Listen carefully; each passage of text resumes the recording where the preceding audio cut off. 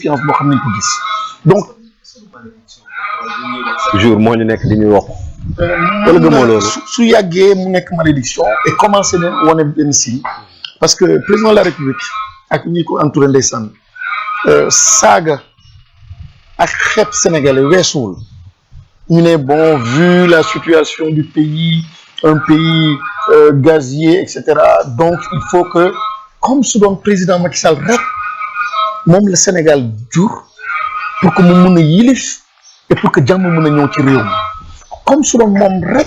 moom moo mën a gérer un Sénégal avec du pétrole et du gaz donc on commence à avoir une malédiction et là cet entêtement là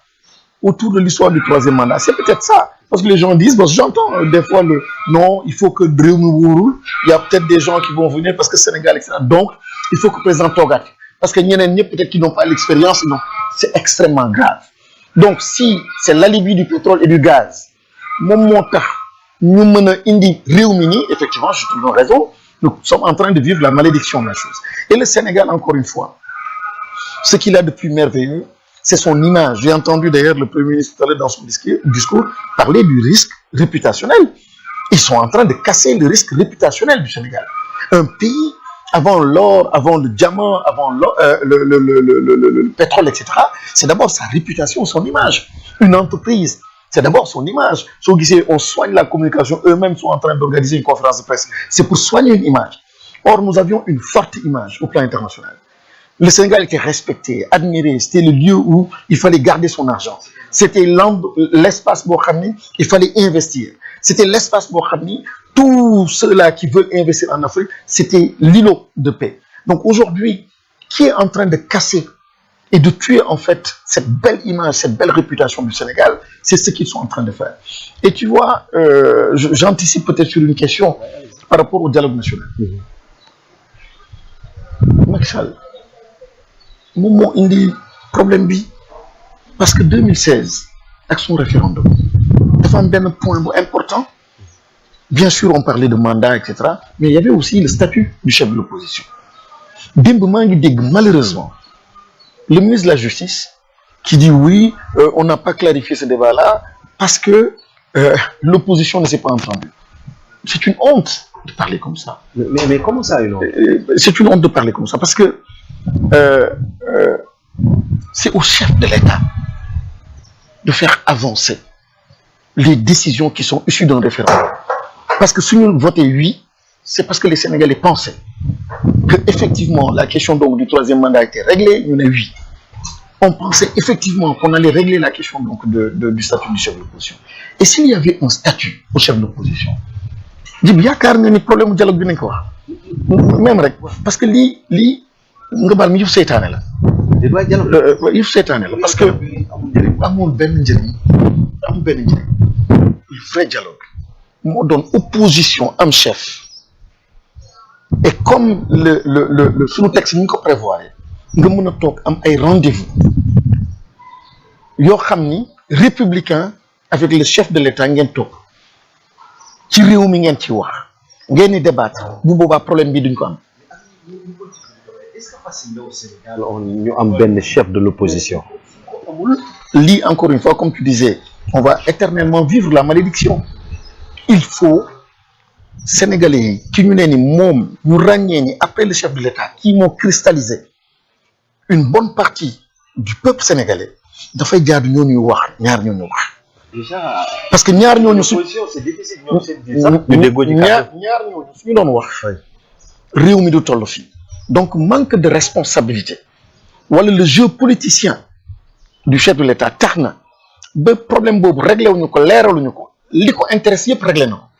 parrainage yoo leneen réglé na ko lii bugg koon leeral parce que su ko leeraloon jëmm ji mu naroon jox le chef de l'opposition iñaane na ko chef de l'opposition boobu mais en le faisant en réalité il met le Sénégal en danger parce que la première rupture de dialogue foofu la et le premier espace de dialogue c'était là-bas et on allait vivre une stabilité républicaine. Oui, certainement la personne d'Ousmane Sonko ou la personne peut-être d'Idrissa Seck etc peu importe mais je trouve irresponsable qu'une question aussi centrale liée en fait à la stabilité liée au dialogue liée en fait à la reconnaissance de toutes les composantes de la nation, une question aussi essentielle, nga bàyyi ko de côté. Et c'est pour ça que je ne comprends pas ce dialogue-là. Et on pensait une personne comme Moustapha Guirassy dina participer ça ci dialogue. Oui, mais comprends pourquoi mënuma ci bokk. Xam nga li tax mooy dafa amoon un espace boo xam ni par référendum nee nañ ni l'espace bi c'est l'espace le plus extraordinaire pour que au moins d'un point de vue politique ñaar ñi war a wax mooy une opposition parce que c'est le chef de l'opposition ak le chef de l'État qui a la majorité ñu mën avec des rendez-vous ñu mën a waxtaan ci mbirum réew mi mais souviens-toi ci histoire du Covid ça c'était un vrai dialogue et c'était la vraie posture du chef de l'État la chose était solennelle la chose était sérieuse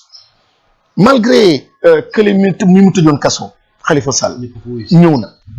Ousmane Sonko ñëw na keneen ñëw na je dis tey jii su doon dëgg-dëgg loolu continuer na exercice boobu même s'il ne mettait pas en place le statut du chef de l'opposition je pense que c'est une façon saine mu mën a continuer en fait de gérer dans ce pays-là c'était une façon saine d'amener la paix mais saa yu tàngee saa yu compliqué saa yu jaxasoo nga oote def un simulacre de dialogue et aussi jibi li ma lay wax li tax dialogue bi me pose problème soo demee ci dialogue bi actuellement le contexte est trop chargé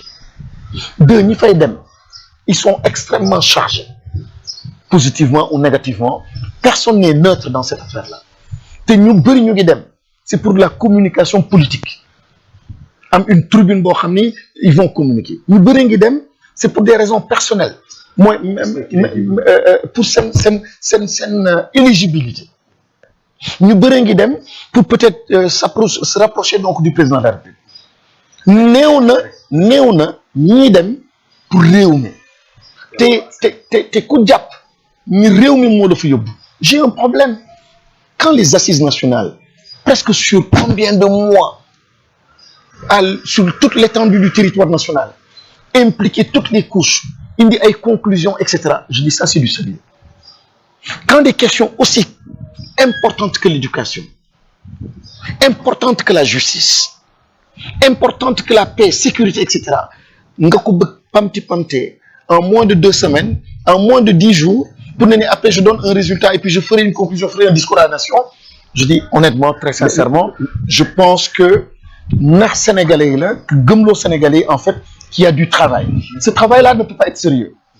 parce que en 2-3 points waroon nañu mën a def un dialogue ou une discussion autour de questions qui concernent aujourd'hui les politiques et l'élection en vue. Déjà la question essentielle moom mooy troisième candidature bi déjà est-ce que moom il donne rendez-vous très prochainement pour parler avec les Sénégalais est-ce que yaakaar nga ne dina ne non à cette troisième candidature et également ñu ngi bu mandat ne il se pourrait que les élections de 2024 là ñu reporter ko jusqu'à 2 ans loolu tamit bu amee noo koy jàngatee finalement. D'abord nañu taxaw bu baax ci il faut que les Sénégalais comprennent vraiment que ci li ñu nekk quoi jibi man ce qui me caractérise moo dañu ne làkkat la mënuñu trop def ay et cetera bon c'est dommage j'aimerais bien pouvoir faire comme les autres mais je peux pas xëy na nag noonu moo gën pour être un bon politicien mais honnêtement il faut dire aux Sénégalais que c'est pas sérieux ni ñu organiser dialogue les conclusions me semblent tellement importantes ou devraient l'être mais le temps bi ñu jox gisuma dara lu sérieux ak du profond et su ma koy ramener ou rattacher à ce que j'expliquais tout à l'heure les causes profondes de ce que nous vivons laaluñu ko duñu laal réforme boo xam ne dina laal institution parce que amul lenn loo xam ne mën na génn dans 10 jours man de suma petit business là de rien du tout je dis pour une décision aussi importante ou des décisions stratégiques aussi importantes ça me prendra au moins 1 mois ou 2 mois de réflexion pour un État les choses sont si complexes en 10 jours nga bëgg indi conclusion ba mën a permettre un président de la République mu fonder ci benn discours à la nation boo xam daf koy def pour des décisions et des orientations j'ai un problème mais li ci gën a garaaw mooy les conclusions moom il n'a plus que 8 mois ou 7 mois après on doit passer à l'élection présidentielle waa léegi conclusion yooyu moom est-ce qu'il aura le temps de les dérouler de les mettre en œuvre donc moo tax xan su doon dialogue dëgg la su doon bëggul pis-aller bëggul occasion bëggul prétexte dialogue yi lu baax la en soi mais da nga ko waroon def avant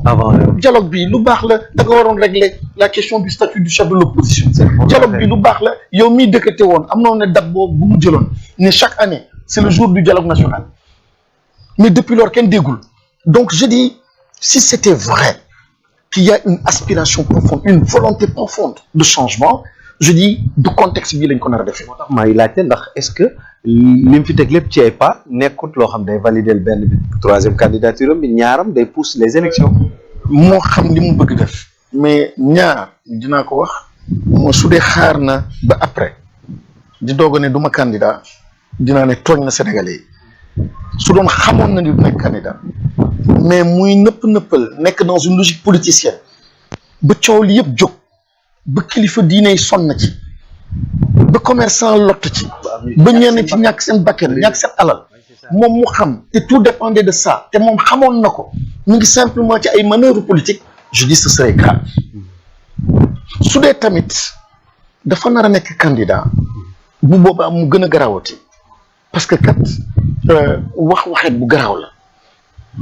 bu gën a garaaw ba loo xam ne vivroon nañ ko à l'époque donc aujourd'hui xaar sax occasion bi pour ne ni après je vais m'exprimer je dis franchement c'est deux choses complètement différentes li mu war a def mooy li mu waroon sax def et puis chaque jour bu muy perdre mi ngi gën a pousser le Sénégal au bord de l'abîme na jël responsabilité moom lay wax tout le temps sur tous les plateaux le chef de l'État c'est notre chef et moi je ne veux pas un État qui perd la face. L'État doit rester, comme on dit, fort. Un État est par définition toujours fort. Et je veux, et le président de la République, comme Maître Doudou le disait, a tous les moyens de ramener et la paix et la sécurité. Mais ne ramener le Sénégal dans un État de droit. Ne ñëpp nekk ci suufu loi. Li ñu def Ousmane Sonko waruñu ko def. Këram googu waruñu ko teg. Barricade bi et cetera waruñu ko teg. ñu dugal prison li détenus politiques waruñu leen def. loo xam ne tamit ay décision de justice la ñu ñëpp seexlu moom il a les moyens légaux parce que on parle d'amnistie on parle de modification de l'article et cetera il n'a pas besoin de tout ce simulacre moom ci boppam en âme et conscience am na les moyens de ramener la paix et en chef gis nga lii pour qui connaît l'histoire dafa xaw a nuroog li amoon en France dans l'histoire de Alfred Dreyfus